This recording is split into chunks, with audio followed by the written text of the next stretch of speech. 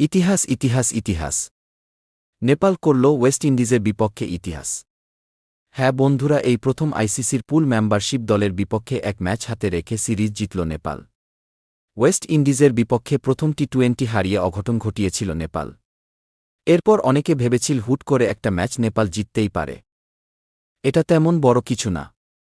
কিন্তু 2 নাম্বার ম্যাচে নেপাল হয়ে উঠল আরও শক্তিশালী এক টিম। এই দল প্রথমে ব্যাটিং করতে নেমে নির্ধারিত 20 ওভারে 6 উইকেট হারিয়ে 173 রানের টার্গেট দেন ওয়েস্ট ইন্ডিজকে, যেখানে Kyle Mayers, Jason Holder, Akeal Hosein, Fabian Allen এদের বোলাররা কিছুই করতে পারেনি নেপালের ব্যাটসম্যানদের বিপক্ষে। আসিফ শেখ ও সন্দীপ হীরা এরা রীতিমতো ক্যারিবিয়ানদের সাথে যা ইচ্ছে তাই করেছে। 39 বলে 63 রানের ইনিংস খেলে সন্দীপ ঝরা এবং 47 বলে 68 রান করেন আসিফ শেখ। আর জবাবে ব্যাটিং করতে নেমে ওয়েস্ট ইন্ডিজের শুরুটা একেবারে বাজে। মাত্র 4 রানে 1 উইকেট আর এরপর 5 রানে 2 উইকেট। কাইল মায়ার্স ফিরলে মাত্র 23 রানের মধ্যে 3 উইকেটে হারিয়ে পেলে ক্যারাবিয়ানরা। এর 63 রানে 5 উইকেট এবং তারা 100ও করতে পারেনি।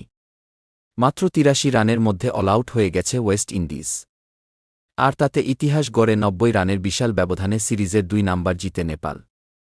এই প্রথম টেস্ট খেলুড়ি কোনো দেশকে প্রথমবারের মতো হারিয়ে ব্যাক টু ব্যাক জিতে এক ম্যাচ হাতে রেখে সিরিজ জিতে নিল নেপাল।